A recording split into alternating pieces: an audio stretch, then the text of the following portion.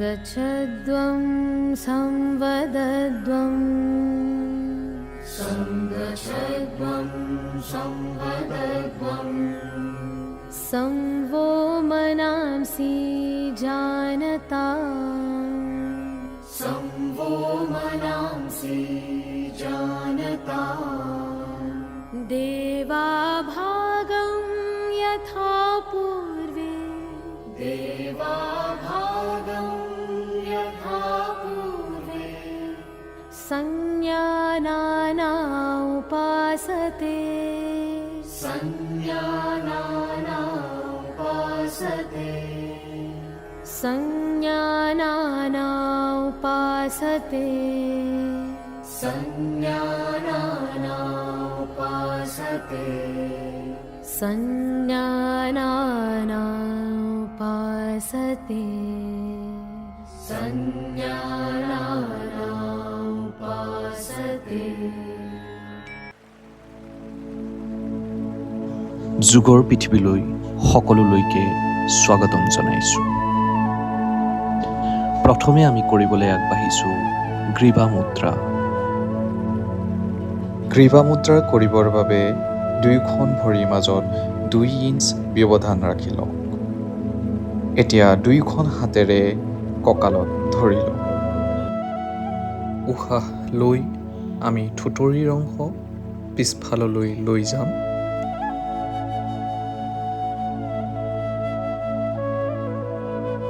উশাহ এৰি থুতৰি অংশ বুকুত লগাম।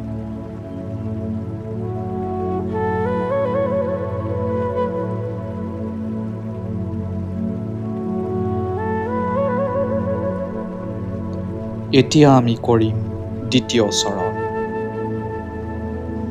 উশাহ এৰি এৰি ডিঙিৰ অংশ শৰীৰৰ সোঁ দিশলৈ হালাই লৈ যাওক। চেষ্টা কৰক যাতে কাণখন কান্ধত স্পৰ্শ কৰে। পুনৰ উশাহ লৈ আমি ডিঙিৰ অংশ মধ্য অৱস্থালৈ ঘূৰাই আনিম। পুনৰ উশাহ এৰি ডিঙিৰ অংশ শৰীৰৰ বাওঁ দিশলৈ হালাই লৈ যাওঁ। পুনৰ উশাহ লৈ মধ্যস্থিতিলৈ ঘূৰি আহোঁ।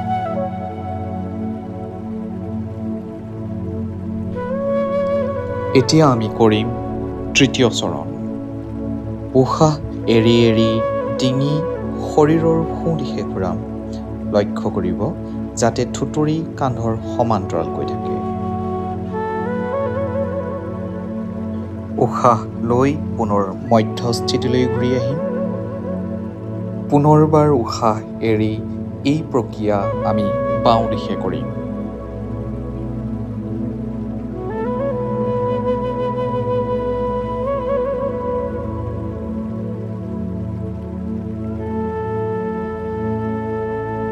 এই চৰণত থুতৰিৰ অংশ বুকুত স্পৰ্শ কৰাই ঘড়ীৰ কাটাৰ দিশত আমি আমাৰ ডিঙিৰ অংশ ঘূৰাম।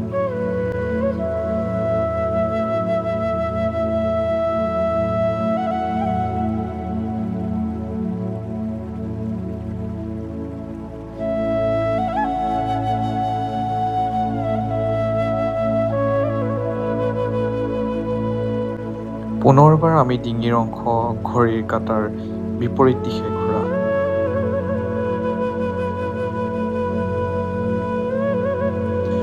এতিয়া আমি কৰিবলৈ আগবাঢ়িছোঁ স্কন্ধ চক্ৰ। দুয়োখন হাত কান্ধৰ সমান্তৰালকৈ আনি দুয়োটা কিলাকতি ভাঁজ কৰি ল'ম। দুয়োখন কিলাকতি সংযোগ কৰি ঘড়ীৰ কাটাৰ দিশত আমি ঘূৰাম। এইবাৰ ঘড়ীৰ কাটাৰ বিপৰীত দিশে ঘূৰাম। এই অভ্যাসে কান্ধৰ মাংসপেশী, হাড় আৰু স্নায়ুৰ সুস্থতা বজাই ৰাখে। চাৰ্ভাইকেল স্পঞ্জলাইটিছ আৰু ফ্ৰ'জেন চলজাৰৰ বাবে এই ক্ৰিয়া অতি লাভদায়ক। এতিয়া আমি কৰিবলৈ আগবাঢ়িছোঁ কটি চক্ৰাসন। দুয়োখন ভৰিৰ মাজত 2 ইঞ্চ ব্যৱধান ৰাখি দুয়োখন হাত কান্ধৰ সমান্তৰালকৈ আনিম। এতিয়া উশাহ এৰি বাওঁ দিশে ৰাজহাড় অংশত চাপ পৰাকৈ গাটো ঘূৰাবলৈ চেষ্টা কৰক। লক্ষ্য কৰিব যাতে সোঁ তলুৱা বাওঁ কান্ধত লাগি থাকে। পুনৰ উশাহ লৈ আগৰ অৱস্থালৈ ঘূৰি আহিম। এই ক্ৰিয়া পুনৰ সোঁ দিশে কৰিম। সোঁ দিশে ঘূৰাওঁতে লক্ষ্য কৰিব যাতে হাতৰ তলুৱা সোঁ কান্ধত স্পৰ্শ কৰি থাকে। পুনৰ উশাহ লৈ আগৰ অৱস্থালৈ ঘূৰি আহিম।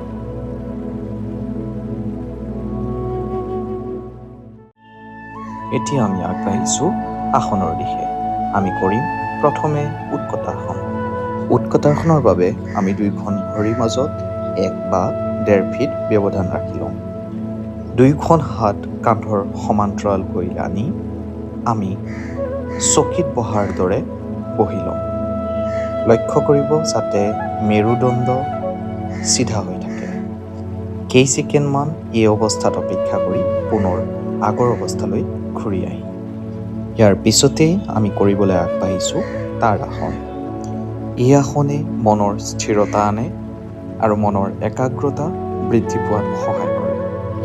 এই আসন কৰিবলৈ আমি দুয়োখন ভৰি লগ লগাই দুয়োখন হাতৰ আঙুলি সংযোগ কৰি উশাহ লৈ আমি মূৰৰ ওপৰলৈ কঁকালৰ ওপৰৰ অংশ ওপৰলৈ টানিবলৈ চেষ্টা কৰিম। ওপৰলৈ টনাৰ সময়ত দুয়োখন ভৰিৰ গুৰুহা ওপৰলৈ উঠাম। এই অৱস্থাত উশাহ নিশাহ স্বাভাৱিক অৱস্থাত থাকিব। পুনৰ উশাহ এৰি আমি পুনৰ আগৰ অৱস্থালৈ লাহে লাহে ঘূৰি আহিম। ইয়াৰ ঠিক পিছতে আমি কৰিবলৈ আগবাঢ়িছোঁ বৃক্ষাসন। এই আসনে শৰীৰৰ সন্তুলনতা আৰু একাগ্ৰতা বৃদ্ধি কৰাত সহায় কৰে। এই আসন কৰিবলৈ আমি প্ৰথমে সোঁ ভৰিখন ভাঁজ কৰি বাওঁ ভৰিখনৰ উৰুৰ কাষত লগাই লওঁ। লাহে লাহে দুয়োখন হাত মূৰৰ ওপৰলৈ লৈ গৈ নমস্কাৰ মুদ্ৰাত ৰাখি দৃষ্টি সন্মুখৰ যিকোনো এটাৰ বিন্দুত নিবদ্ধ কৰি ৰাখিম আৰু শৰীৰৰ ভাৰসাম্য ৰক্ষা কৰিবলৈ চেষ্টা কৰিম। কেইছেকেণ্ডমান এই আসনত স্থিতি লৈ আমি পুনৰ তাৰ বিপৰীত দিশে এই আসন কৰিম। ইয়াৰ পিছৰ আসন আমি কৰিবলৈ আগবাঢ়িছোঁ পাদ হস্তাসন। পাদ হস্তাসনৰ বাবে দুয়োখন ভৰি সংযোগ কৰি দুয়োখন হাত মূৰৰ ওপৰলৈ টানি উশাহ এৰি এৰি আমি সন্মুখলৈ হালি যাম। লক্ষ্য কৰিব যাতে দুয়োখন হাত মাটিত স্পৰ্শ কৰি থাকে আৰু মূৰৰ অংশ আঁঠুত লাগি থাকে। কঁকাল বিষৰ সমস্যা থকা লোকসকলে এই আসনৰ পৰা বিৰত থাকক। এতিয়া আমি কৰিবলৈ আগবাঢ়িছোঁ অৰ্ধচক্ৰাসন। অৰ্ধচক্ৰাসনৰ বাবে দুয়োখন ভৰি লগ লগাই দুয়োখন হাত কঁকালত ৰাখি দুয়োখন কিলাকুটি ভিতৰলৈ ভৰাই উশাহ লৈ উশাহ এৰি আমি পিছফাললৈ হালি যাম। এই আসনে পিঠিৰ মেৰুদণ্ড আৰু পিঠিৰ মাংসপেশী নমনীয়তা বৃদ্ধি কৰে। খন্তেক সময় অপেক্ষা কৰি পুনৰ আমি আগৰ অৱস্থালৈ ঘূৰি আহিম। ইয়াৰ ঠিক পিছত আমি কৰিবলৈ আগবাঢ়িছোঁ ত্ৰিকোণাসন। ত্ৰিকোণাসনৰ বাবে আমি দুয়োখন ভৰিৰ মাজত 2.5 বা 3 ফুট ব্যৱধান কৰি ল'ম।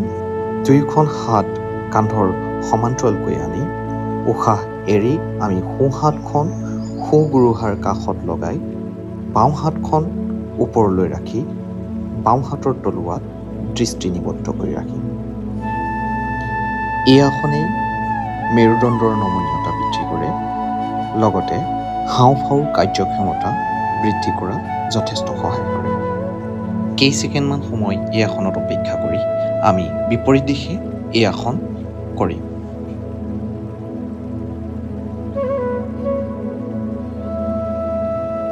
এতিয়া আমি কৰিবলৈ আগবাঢ়িছোঁ ভদ্ৰাসন। ভদ্ৰাসনৰ বাবে আমি দণ্ডাসনত বহি লওঁ। লাহে লাহে দুয়োখন ভৰি ভাঁজ কৰি ভৰিৰ তলুৱা লগ লগাই আমি দুয়োখন হাতেৰে ধৰি লওঁ আৰু মেৰুদণ্ড চিধাকৈ ৰাখি চকু বন্ধ কৰি এই আসনত আমি অধিষ্ঠিত হ'ম। এই আসন গৰ্ভধাৰণ কৰাৰ সময়ত মহিলাৰ বাবে যথেষ্ট উপযোগী। লগতে মহিলাসকলৰ ঋতুস্ৰাৱৰ সময়ত হোৱা পেটৰ বিষৰ বাবে এই আসন অত্যন্ত লাভদায়ক। এতিয়া আমি কৰিবলৈ আগবাঢ়িছোঁ বজ্ৰাসন। আমি সোঁ ভৰিখন ভাঁজ কৰি সোঁ নিতম্বৰৰ তলত আনিম আৰু বাওঁ ভৰিখন ভাঁজ কৰি বাওঁ নিতম্বৰৰ তলত আনি দুয়োখন হাত আমি দুয়োটা আঁঠুৰ ওপৰত ৰাখি চকু বন্ধ কৰি আমি বহি লওঁ। এই আসনে হজম ক্ষমতা বৃদ্ধি কৰাত যথেষ্ট সহায় কৰে, লগতে পিঠ আৰু কলাফুলৰ মাংসপেশী শক্তিশালী কৰাত যথেষ্ট সহায় কৰে। আঁঠু বিষৰ সমস্যা থকাসকলে এই আসনৰ পৰা দূৰত থাকক। এতিয়া আমি কৰিবলৈ আগবাঢ়িছোঁ উষ্ট্ৰাসন। উষ্ট্ৰাসনৰ বাবে আমি দুয়োখন আঁঠুৰ মাজত 1 ফিট মানৰ ব্যৱধান ৰাখি আঁঠুৰ ওপৰত থিয় হৈ ল'ম। সোঁ হাতখন আমি সোঁ গুৰুহাৰ ওপৰত ৰাখিম আৰু বাওঁ হাতখন আমি বাওঁ গুৰুহাৰ ওপৰত ৰাখি কঁকালৰ অংশ যিমান পাৰোঁ আগলৈ ঠেলিবলৈ চেষ্টা কৰিম। এই অৱস্থাত উশাহ নিশাহ স্বাভাৱিক অৱস্থাত থাকিব। এই আসন আমি সৰলভাৱে কৰিবলৈও এনেদৰে কৰিব পাৰোঁ। দুয়োখন হাত আমি কঁকালৰ ওপৰত ৰাখি লাহে লাহে উশাহ এৰি কঁকালটো আগলৈ ঠেলি এই অৱস্থাত ক্ষন্তেক অপেক্ষা কৰি পুনৰ আমি আগৰ অৱস্থালৈ ঘূৰি যাম। এই আসনে মেৰুদণ্ডৰ নমনীয়তা বৃদ্ধি কৰে তথা মূৰ আৰু হৃদ অংশৰ ৰক্ত সঞ্চালনতা বৃদ্ধি কৰে। ইয়াৰ পৰৱৰ্তী আসন আমি কৰিবলৈ আগবাঢ়িছোঁ।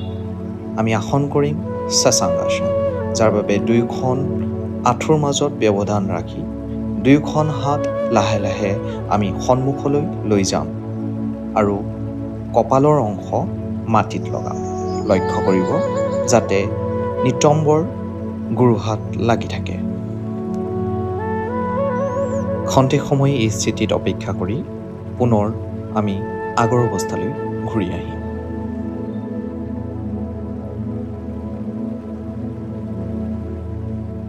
এতিয়া আমি কৰিবলৈ আগবাঢ়িছোঁ উত্তান মণ্ডুকাসন।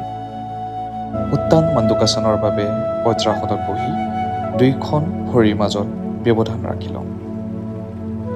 উশাহ লৈ লৈ লাহে লাহে দুয়োখন হাত মূৰৰ ওপৰলৈ লৈ যাম।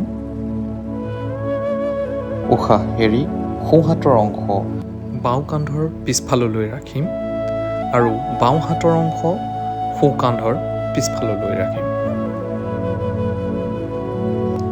এই অৱস্থাত উশাহ নিশাহ স্বাভাৱিক থাকিব। এই আসন পিঠি আৰু ডিঙি বিষৰ বাবে যথেষ্ট লাভদায়ক। এতিয়া আমি কৰিবলৈ আগবাঢ়িছোঁ ভুজংগাসন। ভুজংগাসনৰ বাবে আমি তলমূৰকৈ শুই ল'ম। দুয়োখন হাত আমি বাউসীৰ কাষত ৰখাই ল'ম। উশাহ লৈ থুতৰি অংশ আৰু বুকুৰ অংশ নাভি প্ৰদেশলৈকে ওপৰলৈ উঠাম। এই আসন পিঠিৰ বিষ আৰু থাইৰয়ডজনিত সমস্যাৰ বাবে অতি লাভদায়ক। এই আসনত ক্ষন্তেক অপেক্ষা কৰাৰ পিছত পুনৰ আগৰ অৱস্থালৈ ঘূৰি আহিব। এতিয়া আমি কৰিবলৈ আগবাঢ়িছোঁ শলভাসন। দুয়োখন ভৰি সংযোগ কৰি দুয়োখন হাত উৰুৰ তলত ৰাখি দুয়োখন ভৰি উশাহ লৈ ওপৰলৈ উঠাম। লক্ষ্য কৰিব যাতে থুতৰি অংশ মাটিত লাগি থাকে। এই আসনে পাচন শক্তি বৃদ্ধি কৰাত সহায় কৰে, লগতে মানসিক অৱসাদ দূৰ কৰে।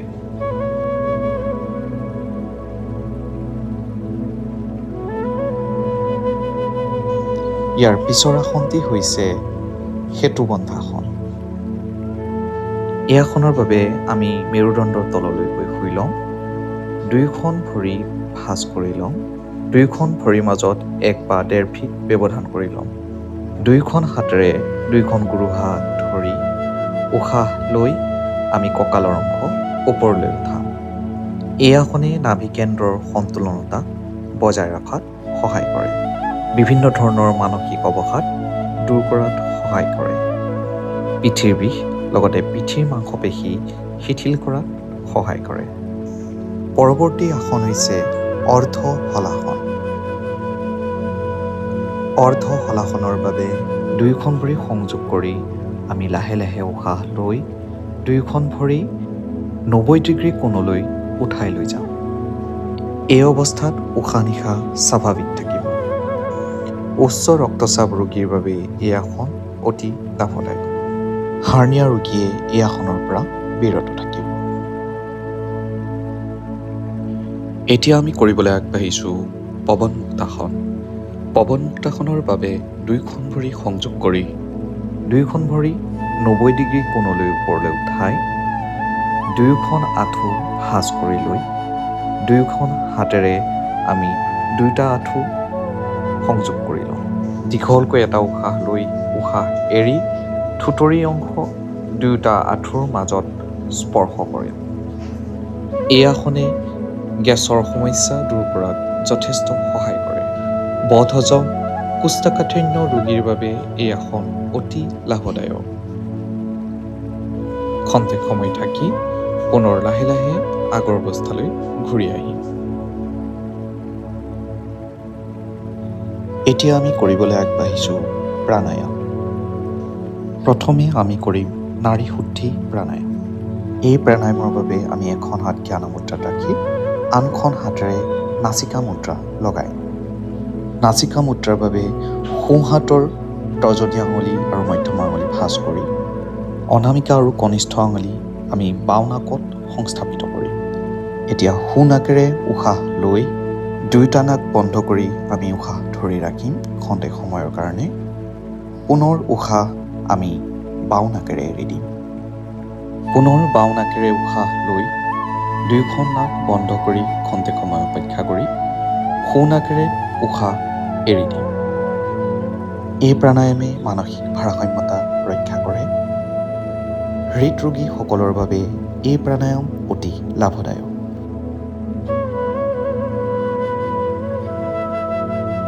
এতিয়া আমি কৰিবলৈ আগবাঢ়িছোঁ চিৎকাৰী প্ৰাণায়াম।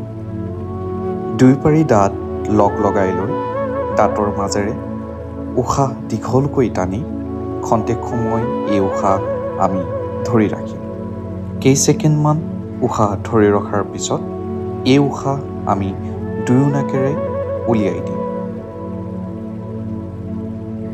এই প্ৰাণায়ামে শৰীৰৰ ৰক্তচাপ সন্তুলনতাত যথেষ্ট সহায় কৰে, মন একাগ্ৰ কৰি তোলে। লগতে ইনচোমিয়া ৰোগীসকলৰ কাৰণে এই প্ৰাণায়াম অতি লাভদায়ক।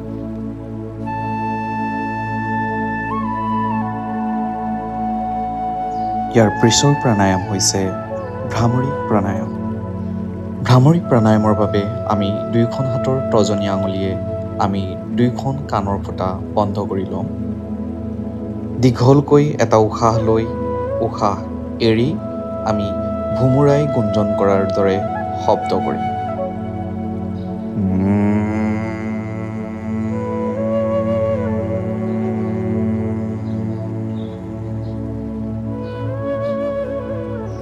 এই প্ৰাণায়ামে স্মৃতিশক্তি প্ৰখৰ কৰে, আমাৰ স্নায়ুতন্ত্ৰ অধিক শক্তিশালী কৰি তোলে। এতিয়া আমি কৰিবলৈ আগবাঢ়িছোঁ ধ্যান, যাৰ বাবে আমি যিকোনো ধ্যানাসনত বহি সোঁ হাতখন বাওঁ হাতখনৰ ওপৰত ৰাখি নাভি প্ৰদেশৰ ওপৰত আমি সংস্থাপিত কৰি ৰাখিম। চকু মুদি মেৰুদণ্ড চিধাকৈ ৰাখি মনটো শান্ত কৰি আমি উশাহ নিশাহৰ ওপৰত আমাৰ নিজৰ মনটো একাগ্ৰ কৰিম। উশাহ লওঁতে আমি চৌ শব্দ অনুভৱ কৰিম আৰু উশাহ এৰোঁতে হম শব্দ আমি অনুভৱ কৰিম। খং, ৰাগ, দুখ, সুখ এই সকলোখিনি ভাৰসাম্য ৰক্ষা কৰা এই ধ্যানে যথেষ্ট সহায় কৰে। চৌহম ধ্যানে আমাক আধ্যাত্মিক চেতনাৰ দিশে আগুৱাই লৈ যায়।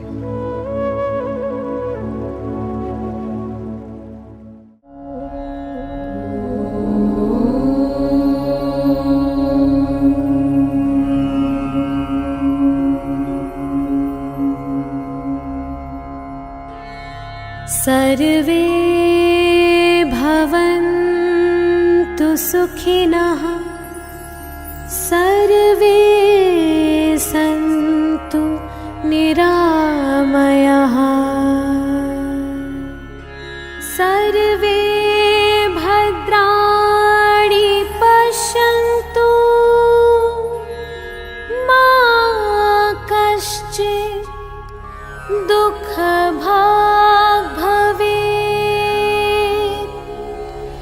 मा कश्चित् दुःखभाग् भवेत्। ॐ शान्ति शान्ति শান্তি। এতিয়া দুয়োখন হাতৰ তলুৱা মোহাৰি গৰম কৰি লাহেকৈ চকুৰ অংশত লগাই লাহে লাহে আমি চকুৰ অংশ খুলি দিম।